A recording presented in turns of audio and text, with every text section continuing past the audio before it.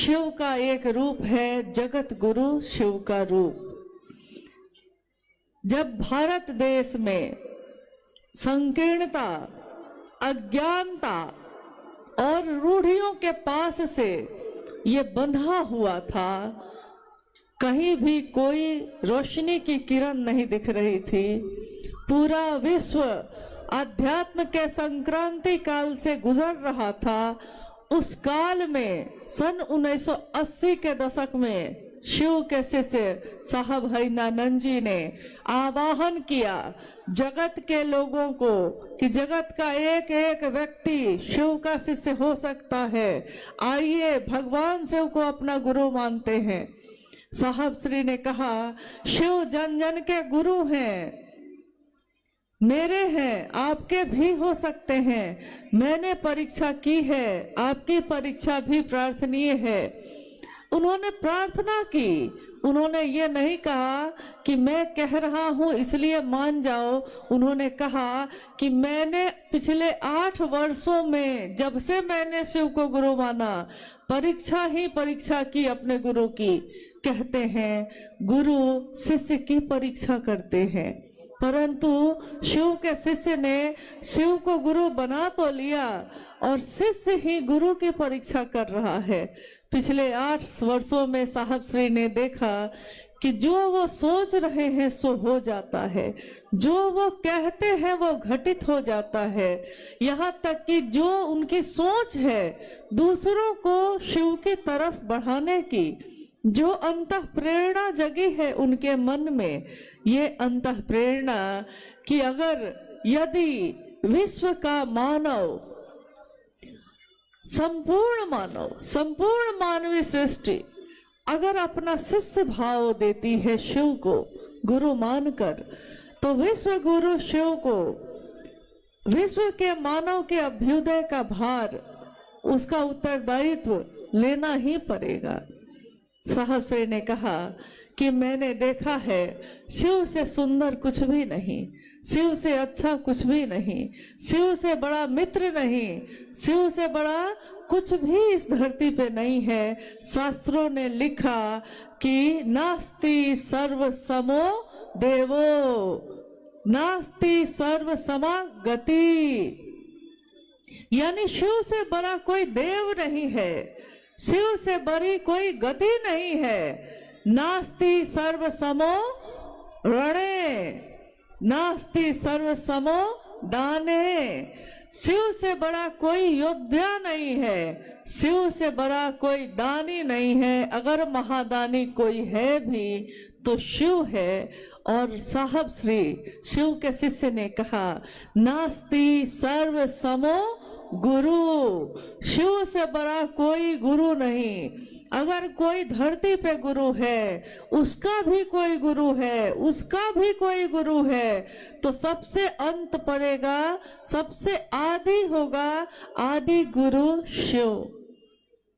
उन्होंने कहा कि जगत में रहने वाले अमीर हो या गरीब हो, चाहे वो अलग अलग जाति, अलग अलग धर्म के हों, परंतु यदि वो अपना शिष्य भाव देते हैं, अपने मन का भाव चढ़ाते हैं, तो महादेव गुरु के रूप में कोई भेद नहीं करते, महादेव ईश्वर के रूप में भी भेद नहीं करते, महादेव गुरु के रूप में भी भेद नहीं करते, जहाँ सारे भेद खत्म हो जाते हैं। इसीलिए एक रिक्शा चलाने वाला भी महादेव के दरबार में गले से लगाया जाता है और महलों में रहने वाला भी महादेव के गले से ही लगता है। ये शिव की शिष्य की दुनिया ऐसी दुनिया है जिसमें सदियों से सताए लोग यहाँ सीने से लगाए जाते हैं। दरबार में सच्चे शिव गुरु के दुख दर्द मिटाए जाते हैं, जहाँ जाके हमारे दुख और दर्द मिट जाते हैं, जहाँ पहुंचकर हमारी पीड़ा तिरोहित हो जाती है, खुद ही खत्म हो जाती है। हम भूल जाते हैं हमारे जिंदगी में क्या दुख है, क्या गम है, जिसको हम भूल जाते हैं जब महादेव का सानिध्य प्राप्त करते हैं। उसी महादेव को अपना गुरु बनाने की बात साहब ने कही। साहब श्री हरिनानंद जी ने जो इस संक्रांति काल में आध्यात्म का बिगुल बजाने वाले हैं और जिन्होंने कहा कि मानव का मानव से प्रेम करना ही धर्म है। धर्म हिंदू मुस्लिम सिख ईसाई नहीं होता। धर्म वो होता है जो एक मानव धारण कर सके और धारण करके जिसके कारण जीवन बढ़ सके। संप्रदाय आपस में बांट सकते हैं, परंतु मानव का धर्म आध्यात्म सारी रंगीनियों को एक कर देता है। आध्यात्म रंगीनियों पर निर्भर नहीं करता। आध्यात्म की रोशनी हर इंसान में एक ही होती है। हमारे रगों में खून एक ही तरह दौड़ता है, हमारी सांसें एक ही तरह से चलती हैं, हमारे दिल की धड़कनें एक ही तरह से धड़कती हैं, हमारा जीवन जो चलता है एक जैसा ही है। अगर आप ना कहिए तो किसी को पता भी ना चले कि कौन किस जाति का है, कौन किस धर्म का है, हम बताते हैं। परंतु जब साहब श्री के जीवन में एक क्षण, एक पल ऐसा आया जब आकाशवाणी हुई और आकाशवाणी में उनसे पूछा गया कि तुम जो करते हो दूसरों को करने के लिए नहीं कहते हो। साहब श्री ने कहा कि मैं उस समय डिप्टी कलेक्टर था, मैं कह सकता था कि मैं डिप्टी कलेक्टर हूँ, मैं कह सकता था कि मैं अमुक व्यक्ति हूँ, मैं हरिंद्रानंद हूँ, लेकिन मुझको कुछ भी याद नहीं रहा। मुझको बस इतना ही याद रहा कि मैं शिव का शिष्य हूँ और मैं शिव का शिष्य बनाता हूँ, शिव का शिष्य हूँ और शिव शिष्य बनाता हूँ। इस परिचय के अलावा मुझको कुछ भी याद नहीं रहा कि मैं कौन हूँ, कहाँ से आया हूँ, कहाँ को जाऊंगा। आध्यात्म आत्मा का विज्ञान है, खुद की खोज है, स्वयं की खोज। मैं कौन हूँ, कहाँ से आया हूँ, कहाँ को जाऊंगा और मेरे इस जीवन का उद्देश्य क्या है। जब शिव की शिष्यता की व्याप्ति हुई थी उससे पहले उसकी पृष्ठभूमि में, यानी शिव की शिष्यता आज जो व्यापक है, जिसकी व्याप्ति दिख रही है चारों तरफ, जहां जाइए वहां शिव का शिष्य मिल जाता है, जहां जाइए हाथों में रुद्राक्ष के कंगन वाले गुरु भाई गुरु बहन मिल जाते हैं। इससे पहले जब यह व्याप्ति हुई भी नहीं थी उस समय साहब श्री ने पृष्ठभूमि में उसकी तैयारी शुरू की थी कि विश्व का मानव शिव भाव से भर सके, यह पूरी धरती शिवमय हो सके। इस तैयारी में उन्होंने काफी पीड़ा भी सही, काफी कष्ट भी सहे। साहब कहते हैं कि जब से चला हूँ चलता ही जा रहा हूँ, बस चलता ही जा रहा हूँ और इस धराधाम पे आया हूँ। मेरे जीवन के इतने वर्ष बीत गए हैं, एक दिन सबको यहाँ से जाना होता है, मुझको भी जाना होगा। धराधाम से सबको जाना ही पड़ता है, परंतु मैं जब से यहाँ आया हूँ मैंने अपने जीवन में इसके सिवा कुछ भी और नहीं चाहा कि शिव हमारे आपके सबके गुरु हो जाए। मैंने चतुष्टय कोई कामना नहीं की, मैंने अर्थ धर्म वित्त काम मोक्ष किसी चीज की कामना नहीं की। मेरे मन में एक ही कामना है कि हर व्यक्ति सचमुच में शिव का शिष्य बन जाए। इसके सिवा मैंने शिव से कुछ नहीं मांगा। दुनिया ने शिव से मांगा, दुनिया ने शिव से अपनी मनोकामनाओं की पूर्ति मांगी। उन्होंने उपवास किया, साधना की, उपासना की, मंत्रों का जप किया और महादेव से मांगा। महादेव ने औढ़ दानी के रूप में, ईश्वर के रूप में, समदर्शी होने के रूप में सब कुछ दिया, परंतु महादेव का एक रूप जो ज्ञान देता है, जो ज्ञान दाता का स्वरूप है, उससे विश्व के मानव नहीं जुड़े। साहब कहते हैं कि मुझको पीड़ा है इस बात की, जब इतना सुंदर गुरु है तो क्यों नहीं शिव को ही अपना गुरु बनाया जाता है।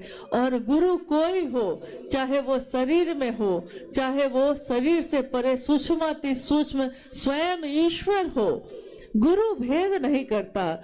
जो शिष्य बन के जाता है वो किसी जाति का हो, किसी धर्म का हो, किसी वर्ण का हो, अमीर हो गरीब हो, कोई हो, गुरु ज्ञान देने की जिम्मेदारी वहन करते हैं और कोई भी शिष्य बनकर शिव को गुरु बना सकता है। इसीलिए आज शिव की शिष्यता में हर धर्म के लोग शामिल हो रहे हैं बहुत तीव्र गति से, क्योंकि हमारी जड़ वही है। आज टहनियां हैं, पत्ते हैं, वृक्ष की शाखाएं, प्रशाखाएं फूट रही हैं, परंतु उसकी जड़ तो एक ही है। हमारी उत्पत्ति का मूल एक ही है, हमको जाना भी एक ही जगह है। तो जो शिव जगत के गुरु के रूप में आज विराजमान है, हम आज उनको अपना गुरु बनाकर अपने जीवन को धन्य मानते हैं। कभी हमने सुना था कि राजा भगीरथ ने, जिनके बारे में आपने सुना था या सुना होगा, अपने बड़े बुजुर्गों से सुना होगा, शास्त्रों में पढ़ा होगा, किताबों से जाना होगा, कहानियां सुनी होंगी कि जब माँ गंगा का अवतरण हुआ था यहाँ धरती पे, जब माँ गंगा यहाँ नहीं थी, उससे पहले की घटना है कि एक राजा हुए भगीरथ। राजा भगीरथ के पूर्वज सबका संहार हो गया, सब मृत्यु को प्राप्त हुए, परंतु किसी का उद्धार नहीं हो रहा था। जब उद्धार नहीं हुआ तो लोगों ने सुझाव दिया राजा भगीरथ को कि अगर आकाश गंगा से गंगा नदी धरती पे उतर जाए और उसकी पावन जलधारा में आपके पूर्वजों की अस्थियां अगर भींग जाए, उसमें प्रवाहित हो जाए, तो सबको उद्धार हो जाएगा। लेकिन ये काम बड़ा कठिन है। मात्र माँ गंगा को जमीन पे उतारने की बात हो रही थी, लेकिन बात बड़ी कठिन है, बहुत मुश्किल है, इतना आसान नहीं है। तो राजा भगीरथ ने तपस्या शुरू की माँ गंगा की। कितने वर्षों के कठोर तपस्या के बाद गंगा प्रकट होती हैं। राजा भगीरथ गंगा से कहते हैं कि माँ, आप धरती पे उतर आइए, मेरे पूर्वजों का उद्धार होगा। माँ गंगा कहती हैं, क्योंकि उस समय उनके जल में, उनके जल की धारा में बड़ा प्रवाह है, बहुत तेज है, बहुत तीव्र है वो। तो उन्होंने कहा कि भगीरथ, मैं उतर तो आऊं धरती पे, परंतु धरती में इतनी ताकत नहीं है कि वो मेरे इतने तीव्र, इतनी तेज गति को बर्दाश्त कर सके। अगर मैं इस गति से उतरी धरती पे तो पूरी धरती डूब जाएगी, कुछ भी बचेगा नहीं। इसलिए मैं उतरना तो चाहती हूँ, उतर नहीं सकती, मेरी गति बहुत तीव्र है, इसको पृथ्वी धारित नहीं कर सकेगी। अब भगीरथ बड़े निराश हुए, तो सबने उनसे कहा कि भाई, जब हारे को, जब सब जगह से हार जाता है कोई, तो वो शिव की शरण में जाता है। अब महागुरु महादेव ही, वो शिव ही आपके इस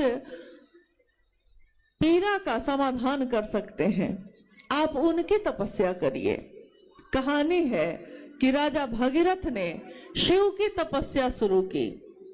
घनघोर तपस्या करते करते एक दिन शिव प्रकट होते हैं, पूछते हैं, भगीरथ क्या चाहिए? भगीरथ कहते हैं कि मुझको माँ गंगा को उतारना है जमीन पे, मगर वो कहती है कि मेरी गति इतनी तेज है कि धरती बर्दाश्त नहीं कर सकेगी महादेव, अब मैं क्या करूं? महादेव ने कहा, बस इतनी सी बात है, ये कौन सी बड़ी बात मांगी तुमने? और कहानी है, घटना है कि शिव ने अपनी जटाओं को खोला है और माँ गंगा को कहा है कि उतरो, अपनी तीव्र गति के साथ उतरो, तुम में जितना तेज है, जितनी गति है, उस गति के साथ उतरो। गंगा तीव्र गति से उतरती है, तेज से, अहंकार से भरी हुई कि मुझसे बड़ी गति, मुझसे बड़ा तेज किसी में नहीं है, उतरती चली जाती हैं, शिव की जटाओं में समाती चली जाती हैं और शिव अपनी जटाओं को बांध लेते हैं। गंगा उस जटा में अंदर ही समाहित रह जाती हैं अब भगीरथ फिर परेशान हुए। भगीरथ ने कहा कि शिव भगवान, आपने तो माँ गंगा को उतारा परंतु अपनी जटाओं में बांध लिया, फिर मेरा क्या फायदा हुआ, मेरे पूर्वजों का उद्धार तो नहीं हुआ।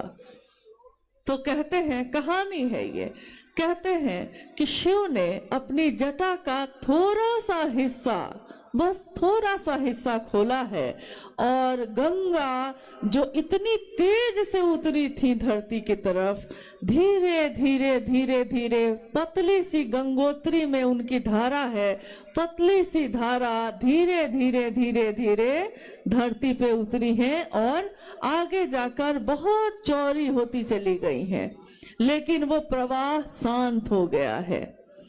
तो आज भी लोग भगीरथ का नाम लेते हैं। आज भी लोग कहते हैं कि हे भगीरथ राजा ऐसे थे जिन्होंने गंगा को उतारा शिव की जटाओं में, शिव की जटाओं से गंगा धरती पे उतरी। आप गौर कीजिए, साहब हरिंद्रानंद जी ने क्या किया। साहब हरिंद्रानंद जी ने अपने मन को साधा। उन्होंने शरीर से कोई तपस्या न की, लेकिन उन्होंने अपने मन को तपा दिया इस बात के लिए कि शिव, साक्षात शिव धरती पे उतर जाए। एक गंगा को उतारने में तो भगीरथ की हालत खराब हो गई, और यहाँ स्वयं शिव को ही जमीन पे उतारने की बात उन्होंने की। स्वयं शिव जब जमीन पे उतरते हैं तो जगत का एक एक व्यक्ति शिव बन के चलता है। वो बोलता है तो लगता है शिव बोल रहे हैं, उसको देख के लगता है कि शिव को देखा जा रहा है। शिव अपनी शक्तियों से जाने जाते हैं, शक्तियां ही शक्तियां हैं शिव की, परंतु संयमित हैं। किसी का तेज नहीं, किसी की गति तीव्र नहीं, सारे लोग शांत हैं, अनुशासित हैं और संयमित हैं। स्वागत करते हैं हम उस युग पुरुष का, स्वागत करते हैं हम अपने साहब हरिंद्रानंद जी का। स्वागत है हे युग पुरुष तुम्हारा, तुमने जमीन पे शिव गुरु को उतारा, तुमने उस शिव को सबके लिए उतारा। एक भगीरथ ने अपने पूर्वजों के उद्धार के लिए उतारा था, साहब हरिंद्रानंद जी ने पूरे विश्व के लिए उतारा। उन्होंने कोई भेद नहीं किया। जिस तरह शिव भेद नहीं करते, शिव के लोग भी भेद नहीं करते। उन्होंने सबके लिए शिव को उतारा है। इसीलिए आज हर व्यक्ति ये कहता है कि शिव मेरे गुरु हैं। शिव होंगे सबके, परंतु मेरे भी हैं। साहब ने कहा कि मैं जो इस धरती पे आया हूं, मैं जो शिव का शिष्य हूं, इस धरती के रहने वालों को अच्छे बुरे की समझ देके जाऊंगा, दूसरों को परखने की नजर देके जाऊंगा। अच्छे बुरे, अच्छा क्या है, बुरा क्या है, क्या मेरे जीवन के लिए सुंदर है, क्या मेरे जीवन के लिए अच्छा नहीं है। उन्होंने कहा अच्छे बुरे की समझ देके जाऊंगा, दूसरों को परखने की नजर देके जाऊंगा। यारों, मैं इस जमाने का संग तराश हूँ, जमाने का, एक पत्थर का नहीं। एक पत्थर को मूर्तिकार तराश कर मूर्ति बना देता है। बेकार पड़े पत्थर को भी मूर्ति बनने पे मूर्ति वंदनीय होती है, मूर्ति पूजी जाती है। परंतु साहब हरिंद्रानंद जी शिव के शिष्य ने तमाम विश्व को, जमाने को, पूरी दुनिया को कहा कि मैं इस जमाने का संग तराश हूँ, पूरे जमाने को ही मूर्ति का रूप देने वाला मैं शिव का शिष्य। पत्थरों को भी बोलने का हुनर देके जाऊंगा। पत्थर को भी जिसने बोलना सिखा दिया। हम लोगों के जीवन में जो हमारा जीवन शून्य था, कोई जीवंतता नहीं, कहीं कोई हलचल नहीं, हम जी तो रहे थे, बस अपने जीवन को काट रहे थे। उस जीवन को एक लक्ष्य दे दिया, एक उद्देश्य दे दिया। लक्ष्य विहीन जीवन एक जानवर जीता है, परंतु इंसान, उसको अगर एक लक्ष्य मिल जाए, तो इंसान में इतनी ताकत होती है कि अगर उस इंसान को आध्यात्मिक ऊर्जा मिल जाए तो आध्यात्मिक ऊर्जा के संचरण से वो चंद्रमा पे भी पहुंचता है, वो मंगल पे भी पहुंचता है, वो अंतरिक्ष में भी विचरण करता है, वो आकाश में उड़ना सीख जाता है, वो पाताल में जाना सीख लेता है, वो समंदर में सुरंग बनाना सीख लेता है। अगर आध्यात्मिक ऊर्जा हो तो वो धरती के सारे लोगों को एक सूत्र में बांधता है, जिस तरह साहब श्री ने, माँ नीलमानंद जी ने अपनी ममता के सूत्र में हमको आपको बांध दिया। अलग अलग पत्थर हैं हम, अलग अलग मोती हैं हम, सबके अलग विचार हैं, सबकी अलग सूरत है, सबकी अलग सीरत है, परंतु अलग अलग सूरत और सीरत के लोगों को उन्होंने धागा एक ही है, एक धागे में पिरो दिया। शिव शिष्यता का धागा, जिस धागे को बनाने वाले हैं साहब श्री हरिनानंद जी, उन्होंने अपनी उस ऊर्जा से जो शिव ने उनको दी थी, उस ऊर्जा का सदुपयोग करके विश्व के मानव को एक धागे में पिरो दिया है। हम मोती हैं अलग अलग, परंतु हमारे धागे एक ही है, एक ही धागे में पिरोए हुए हैं हम। उसी तरह जिस तरह रोशनी होती है आकाश में जब, तो हम देखते हैं कि तारे हैं, सबकी चमक है एक जैसी, तारे अलग अलग हैं परंतु चमक सबकी एक ही है। उसी तरह मोती भी हम अलग अलग हैं लेकिन धागा हमारा एक ही है, शिव शिष्यता का।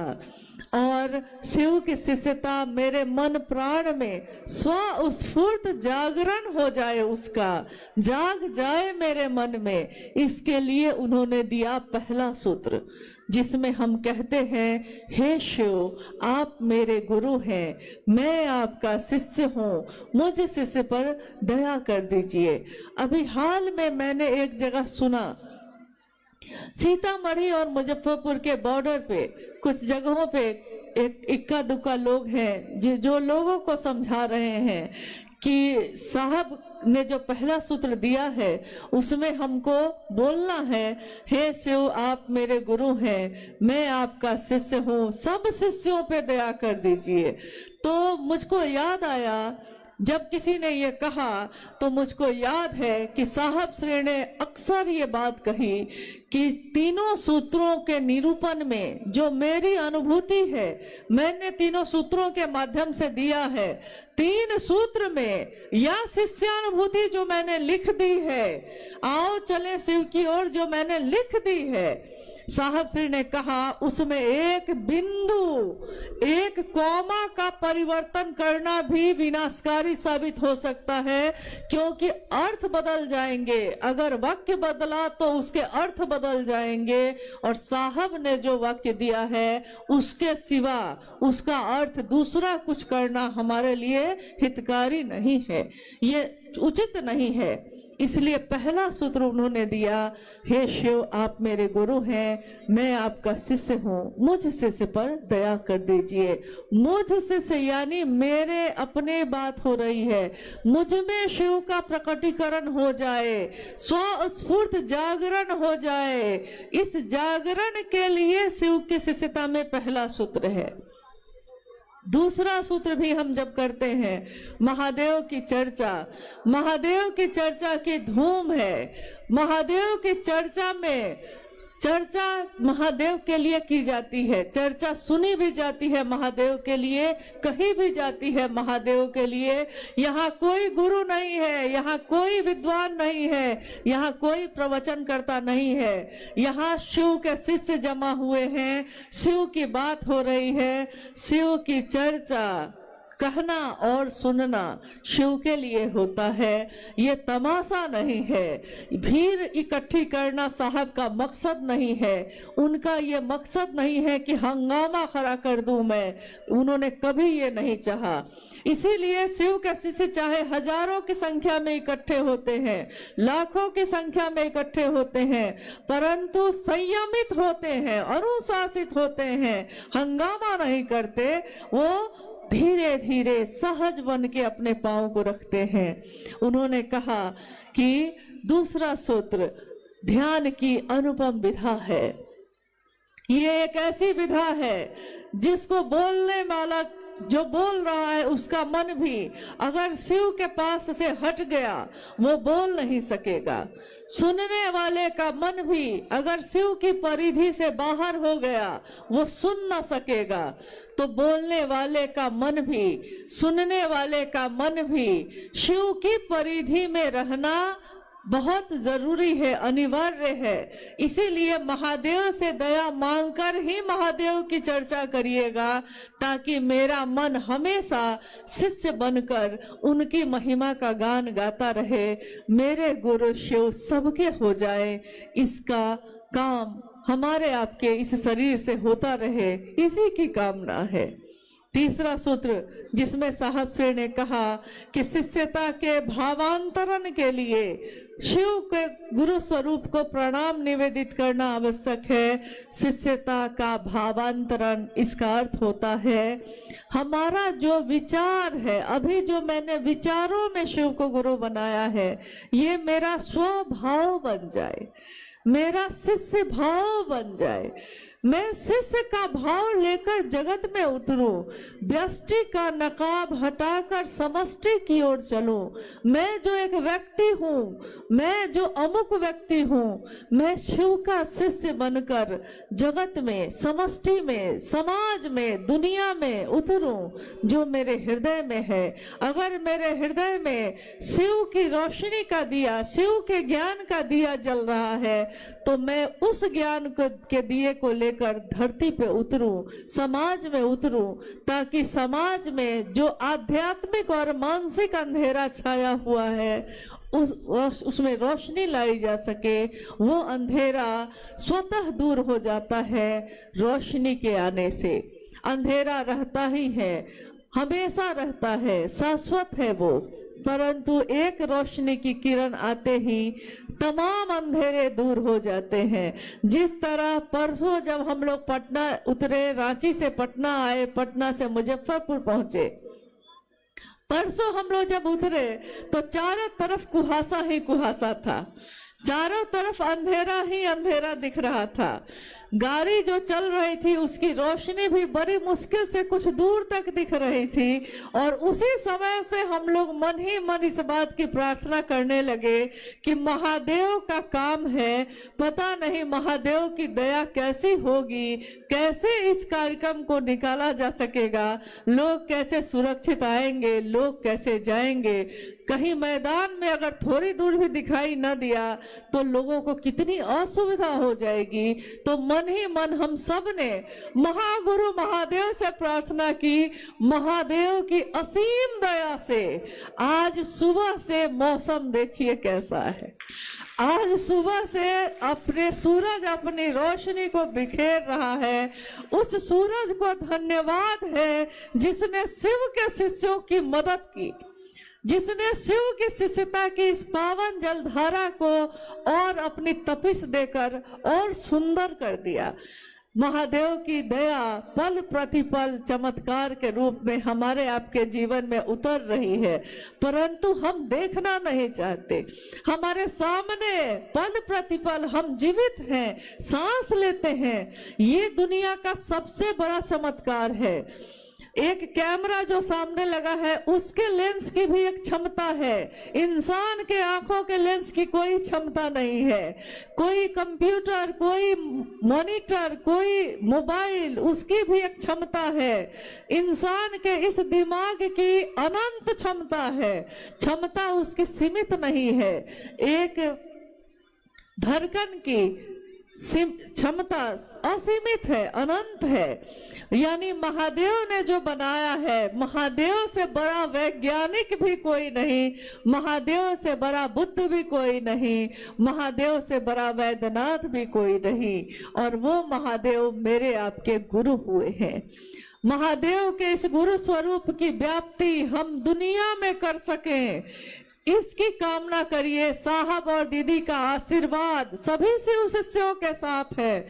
कौन कहता है साहब हरिंद्रानंद जी नहीं है? वो हम सभी शिव शिष्यों की धड़कनों में है, हमारी आवाज में है, हमारी सोच में है, हमारे विचार में है, हमारे इस शिष्य भाव की कृतज्ञता में है। वो शिव हमारे दिल में बैठे हैं और हमारे साहब और दीदी दोनों शिव के साथ ही हमारे हृदय में विराजमान है, सदैव रहेंगे। आने वाली पीढ़ी भी उनको कभी भूल न सकेगी। आने वाली पीढ़ी, हमारा शरीर का लय होगा, आपके शरीर का लय होगा, परंतु शिव शिष्यता का लय कभी नहीं होगा। हमारी गणना है 1 साल, 2 साल, 5 साल, 1000 साल, मनवंतरों तक शिव की कोई गणना नहीं है। शिव का कोई साल नहीं, शिव का कोई वर्ष, शिव के दिन, शिव की दोपहर, शिव की शाम नहीं। शिव की शिष्यता अनवरत मनवंतरों तक, जब तक शिव है ये शिष्यता भी चलती रहेगी, पल्लवित पुष्पित होती रहेगी और विश्व में समानता, सहृदयता और शांति के सुमन को खिलाती रहेगी। ये साहब और दीदी का आशीर्वाद है विश्व के मानव को, और ये आशीर्वाद फलीभूत होता ही रहेगा। आइए, आज इस शिव गुरु महोत्सव में मैं देख रही हूँ कि गुरु भाई गुरु बहन थोड़ा कष्ट में है, क्योंकि अनुमान से ज्यादा गुरु भाई गुरु बहनों की उपस्थिति है। मैं आपसे निवेदन करती हूँ कि आप जहाँ हैं वहाँ स्थिर से थोड़ी देर और रहिए। थोड़ी देर अभी कार्यक्रम चलेगा और जल्दी ही हम लोग समापन करेंगे, ताकि शिव के शिष्य सही समय पे अपने गंतव्य, अपने घर को वापस पहुंच सके, सुरक्षित पहुंचे। कभी भी साहब ने ये नहीं चाहा कि शिव के शिष्यों को कष्ट हो, हमेशा उन्होंने आपका हमारा सुरक्षित जीवन मांगा। इसलिए सभी के जीवन को सुरक्षित रखना भी हमारा कर्तव्य है। आइए हम लोग कुछ जिज्ञासाओं पे बात कर लेते हैं, अगर जिज्ञासा आई है। दीदी से निवेदन है। अच्छा। एक जिज्ञासा आई है, स्वर्णा कुमारी, शिष्ट भाव प्रगाढ़ होकर व्यक्ति के स्वभाव हो जाए, ये स्थिति सामान्य नहीं है। ये शिष्य अनुभूति में साहब ने लिखा है, ये सामान्य नहीं है, ऐसा उन्होंने लिखा। हाँ, शिव शिष्यता का भाव प्रगाढ़ होकर, प्रगाढ़ का अर्थ होता है गहरा, मजबूत, प्रगाढ़ होकर, गहरा होकर, मजबूत होकर मेरा स्वभाव बन जाए। यानी ऐसा नहीं देखा देखी नहीं, मैं नहीं कहता देखा देखी सुनी सुनाई, मैं कहता आंखन देखी। यानी मैं खुद में महसूस कर लूं, मेरा स्वभाव बन जाए शिष्य का भाव। इसी के लिए, शिष्यता के भावांतरण के लिए ही उन्होंने तीसरा सूत्र दिया है। शिष्य भाव मेरा स्वभाव बन जाए। जिस तरह मेरा स्वभाव है, मैं किसी की पुत्री हूँ, मैं किसी की बेटी, किसी की पत्नी, किसी की बहू, किसी की माँ हूँ, ये मेरा स्वभाव है। मेरी पुत्री मेरे पास बैठी है, मेरे मन में इसके लिए ममता फूटे, इसके लिए मैंने कोई तपस्या नहीं की। जिस दिन इसके आने की खबर हुई, जिस दिन मुझको सूचना हुई कि मैं माँ बनूंगी, मेरे मन में माँ का स्वभाव स्वतः प्रकट हो गया और स्वतः मेरे मन में ममता हिलोरे लेने लगी। तो जिस दिन मेरा मन सचमुच में समझ लेगा कि शिव मेरे गुरु हैं, मेरे मन में शिष्य भाव प्रकट हो जाएगा और शिष्य भाव प्रकट होकर प्रगाढ़ बनेगा। जब हम बार बार दोहराएंगे, जब हम बार बार कहेंगे, हे शिव आप मेरे गुरु हैं, मैं आपका शिष्य हूँ, मुझ शिष्य पर दया कर दीजिए। ये जब बार बार हम दोहराएंगे तो हमारा मन सचमुच में समझ जाएगा कि शिव मेरे गुरु हैं और मेरा ये स्वभाव बन जाएगा। ये सामान्य तो नहीं है, परंतु शिष्यता की दुनिया में हमेशा असामान्य बातें ही घटित होती हैं। जो सामान्य नहीं है शिव उसको सामान्य बनाते हैं, जो सहज नहीं है शिव उसको सहज बनाते हैं। इसीलिए मनुष्य के सहज प्रेम से परमात्मा भी लभ्य होते हैं। आइए हम लोग दूसरी जिज्ञासा पे चलते हैं। आप बोलने वाली हैं? बोलिए, जल्दी बोलिए। इसमें है साउंड है। दीक्षा के माध्यम से शिष्य अपने गुरु से आध्यात्मिक अनुशासन का दायित्व ग्रहण करते हैं। कृपया समझाने की कृपा करें। जिज्ञासा है, दीक्षा के माध्यम से शिष्य अपने गुरु से आध्यात्मिक अनुशासन का दायित्व ग्रहण करते हैं।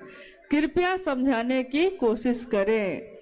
दीक्षा के माध्यम से शिष्य अपने गुरु से आध्यात्मिक अनुशासन लेता है। दीक्षा, शिव की शिष्यता में कोई मंत्र कान में नहीं दिया जाता। शिव की शिष्यता में कोई उपासना साधना नहीं बताई जाती। शिव की दया ही शिव शिष्यता में शिव शिष्यों के लिए दीक्षा का काम करती है। शिव की शिष्यता का विचार, ये भाव, ये विचार जो हमारे मन में प्रवेश करता है, यही दीक्षा मानी गई है। और जैसे ही मेरा मन ये समझता है कि मैं अमुक व्यक्ति की बेटी हूँ, मेरा मन अगर इसको याद रखता है तो मैं दुनिया में चाहे कहीं भी जाऊं, मेरे मन में, मेरे आचरण में एक अनुशासन स्वतः उतर जाता है। लोग कहते हैं चलो वहां चलते हैं, हम कहते हैं कि नहीं, अगर मैं जाऊंगी लोग कहेंगे कि अमुक अमुक गुरु भाई जो है उनकी बेटी पता नहीं कहाँ कहाँ घूम रही थी। देखिए, पिता का भान है कि भाई नागेंद्र बाबू की बेटी कहाँ घूम रही थी, भाई स्वतः अनुशासन आ गया। एक मन में पिता की स्मृति आई तो अनुशासन आ गया। गुरु की याद रहेगी मैं किसका शिष्य हूँ, तो मैं अपने जीवन में चाहे किसी से बात करूं, चाहे हंसूं, चाहे बोलूं, चाहे चलूं, चाहे बैठूं, मेरे हर काम में एक आध्यात्मिक अनुशासन स्वतः उतर जाएगा। ये शिव की शिष्यता की याद अगर रह गई, शिव की दया की याद रह गई, शिव की दया ही दीक्षा कही जाती है, याद रह गई तो मेरा मन चाहे मुझको जहां ले जाए, परंतु ये शरीर हमेशा एक आध्यात्मिक अनुशासन में रहेगा ही रहेगा। महारानी सीता की धरती पर आपका हार्दिक स्वागत है। महारानी सीता, जानना चाहता हूँ आध्यात्मिक जागरण एवं धार्मिक जागरण में क्या अंतर है? इसके साउंड का अच्छा लाइए तो बेटा एक बार दोहरा देते हैं, कोई बात नहीं। अच्छा कोई बात नहीं, ऐसा है। एक जिज्ञासा आई है कि महारानी सीता की धरती पे आपका स्वागत है। जानना चाहता हूं कि आध्यात्मिक जागरण एवं धार्मिक जागरण में क्या अंतर है। शिव की शिष्यता क्या है? शिव की शिष्यता एक जागरण है व्यक्ति के आध्यात्मिक और मानसिक दोनों तल का। आध्यात्मिक तल का अर्थ होता है कि ईश्वर से, जीव से शिव हो जाने का रास्ता। आध्यात्मिक तल यानी आध्यात्म में कौन हूँ, कहाँ से आया हूँ, इसको जानने की उत्कट अभिलाषा पैदा होती है। और मानसिक जागरण, धार्मिक जागरण, इसमें जिज्ञासा है धार्मिक जागरण। तो धार्मिक जागरण का अर्थ अगर आपने मजहब से लगाया है, अगर आपने संप्रदाय से लगाया है, तब तो अलग अलग तरीके का हो सकता है। हिंदू, मुस्लिम, सिख, ईसाई सबके अपने अपने तरीके हैं जागरण के। परंतु अगर आपने धर्म जो सचमुच मूल में जो धर्म धारण करने योग्य धर्म का मतलब है, तो ये मानव का मानव से प्रेम होना ही है। ये शिव के शिष्यों का पूरी धरती के प्रत्येक व्यक्ति से प्रेम होना, शिव की शिष्यता में उसको शिव की ओर बढ़ाना,